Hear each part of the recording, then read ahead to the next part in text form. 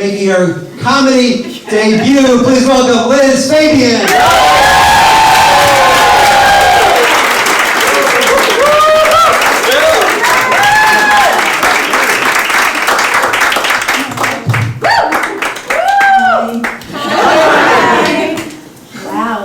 This is really terrifying. I did do a set, a stand-up set, one other time in my life. It was in 2014, and just very recently the PTSD wore off. So I said, hey, what a great idea, I'm going to do it again. I am a baby boomer. Probably could have guessed that. And for the younger people, young people. Born between 1946 and 1964. And so the war ended, World War II, we won. That's good news. The men came home. They married their sweethearts, and the funk fest began.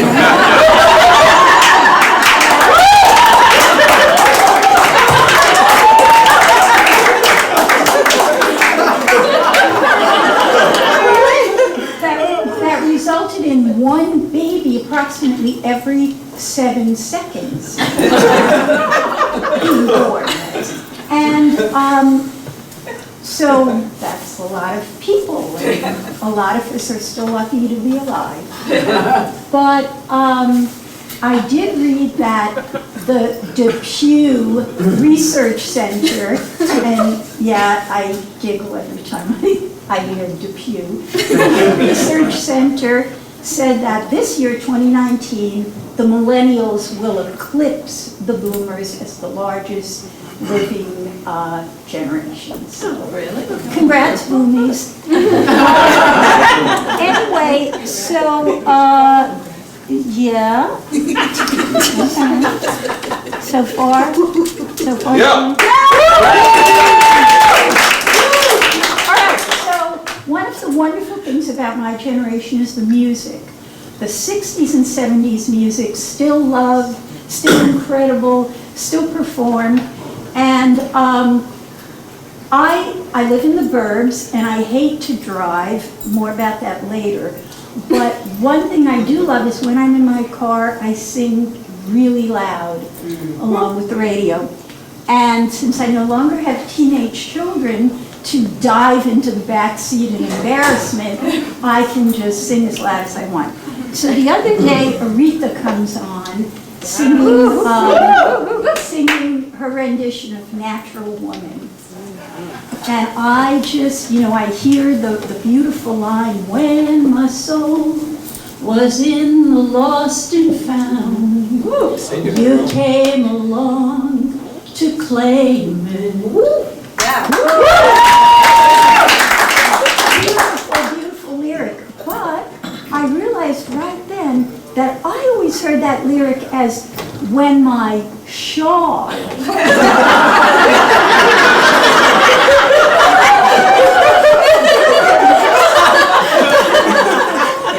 I've been singing it that way. And I remember, I sang it and I said, this is a really nice guy.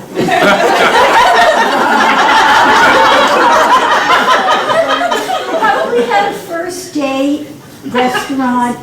She got comfortable, took her coat off, took her scarf off, forgot it. They leave, she goes, oh, my shawl. So he runs back, he retrieves the shawl, and gives it to her. And I thought, that's a really nice guy, but is that enough to bring out her natural woman?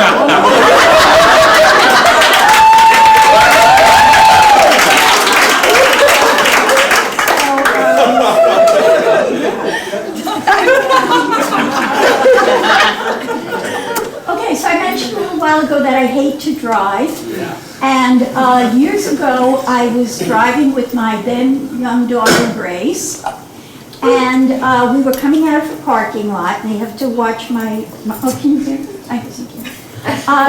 We were coming out of the parking lot, and so I wanted to turn right. There was a red light at the corner. And as I start to slowly merge into that lane of traffic, the guy right here slowly pulls up and blocks my way. So, what would you do? I flipped him off. And right then, I hear an amplified voice behind me say, "Young lady, let's get control of that finger." And my daughter's going, "Mommy, some man yelled at us." And I'm going, "Holy crap, it's a cop. Oh, I'm definitely going to get a ticket now. I never had a ticket. Maybe it'll be points and this and that." But I think he was just sort of protecting the delicate sensibilities of the asshole to get me off. And, you know, I didn't get any sort of a ticket because it would have been a moving violation.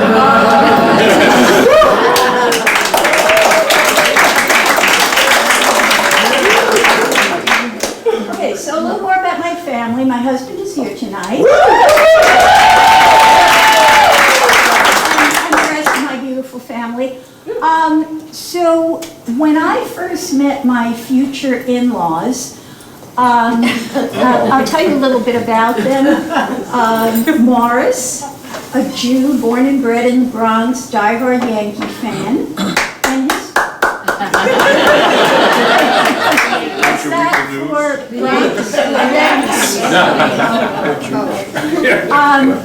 And his my husband's mother, Neoma, it's an unusual name, and she was a Southern Baptist lady from Virginia. Wow.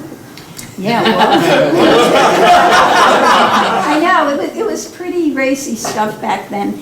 Anyway, they got married and they lived with Morris's mother, who hated her because she was a shiksa.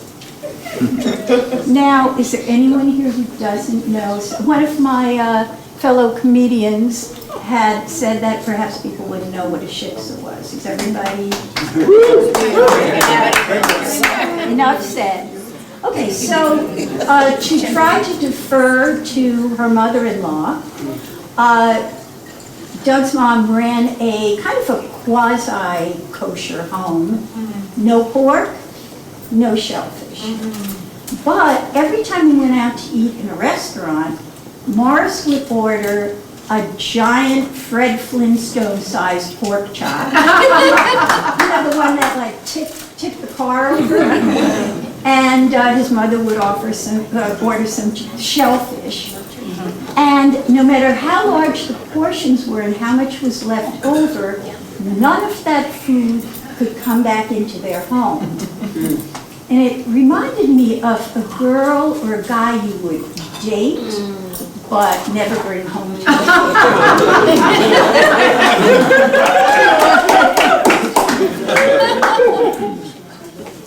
So another member of the family, cousin Marvin Cohen. And now this is going to be a little pointer for you people in your social interactions, so pay attention. So Marvin Cohen was a very successful businessman, you know, big finance guy. And whenever he, married to my husband's first cousin. So whenever he was at a family gathering, instead of having to memorize names or worry about people's names, he would walk over to them and he would say, "Marvin Cohen." You know, he would extend his hand. And what that does is the other person will almost always respond by saying their name and shaking hands back. And it works very well, but after decades of being at family events and being Marvin Cohen by them over and over again, I just thought, I said to him, "You know me."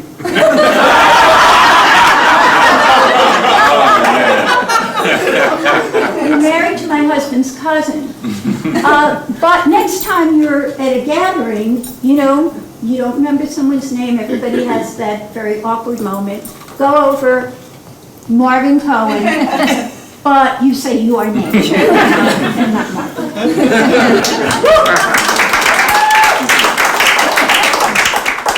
So, well.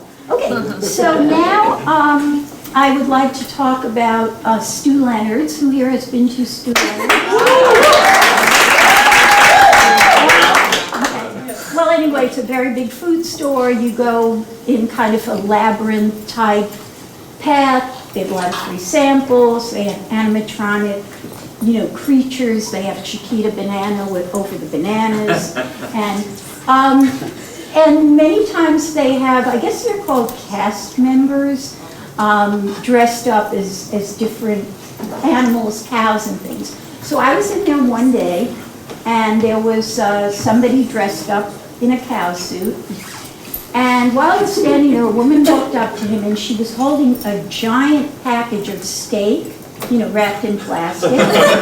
And she walks over to the cow, and she goes, "Here, you can take this. I changed my mind."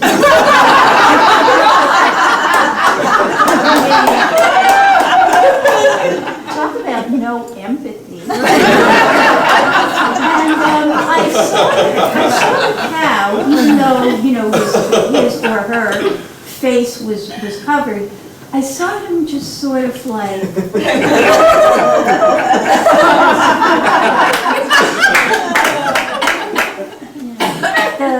well, they're not the arms, so they were his front legs. I said, okay, so 2-drink minimum. Who likes wine? Who likes to drink? Everybody? Yeah. Good. So, now here's a fact that you may already know. Jesus Christ could turn water into wine. It's definitely true because it's in the Bible.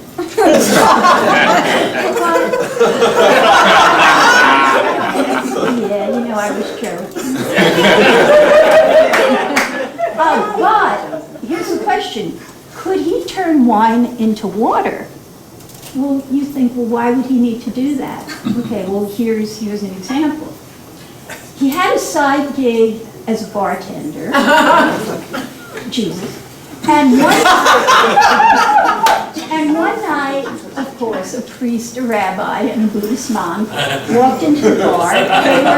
They were in a celebratory mood, so, they decided they wanted to drink wine, and Jesus is just filling up the empty bottles at the tap and pouring out the wine. And after a while, he realizes these guys are getting really drunk. So he changes that wine back into water as he says to them, you've had enough now. I think I'm going to have to cut you off. So that was...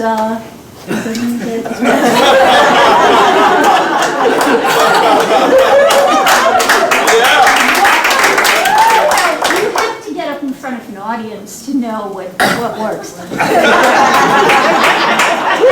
One more blues thing. So my son, who's also here, a few years ago, 5 years ago, on his 21st birthday, I asked him, what did your friends do for your birthday?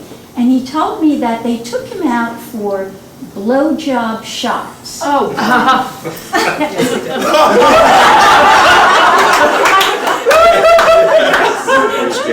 Has disgusting. Here ever? Wait, it's disgusting? Sounds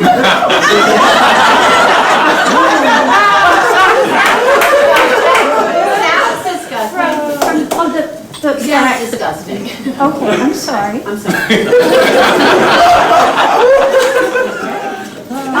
So blowjob shots, for those of you who haven't done them, and I have not, although the bartender, after the set once did. It's a shot of booze covered in whipped cream. You have... What the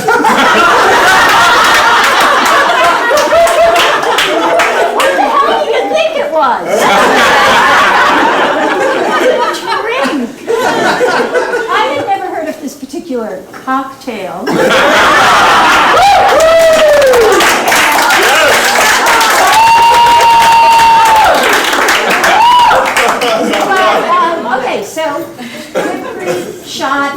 put it on the bar. You have to put your hands behind your back, and you have to lean down, grab the shot glass with your mouth, no teeth. And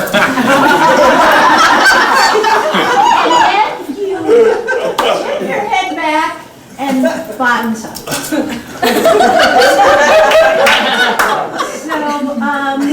again, I have never personally. And that same day, I went to the hairstylist, and when I went in, they said, "Oh, hi, what are you here for?" And I said, "I'm here for a haircut and a blowjob."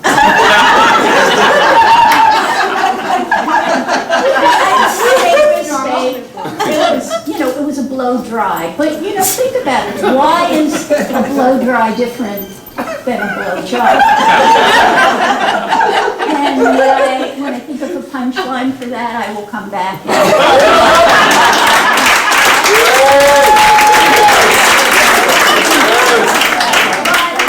But anyway, I also realized then that if I were to get a manicure, that might be getting a hand job.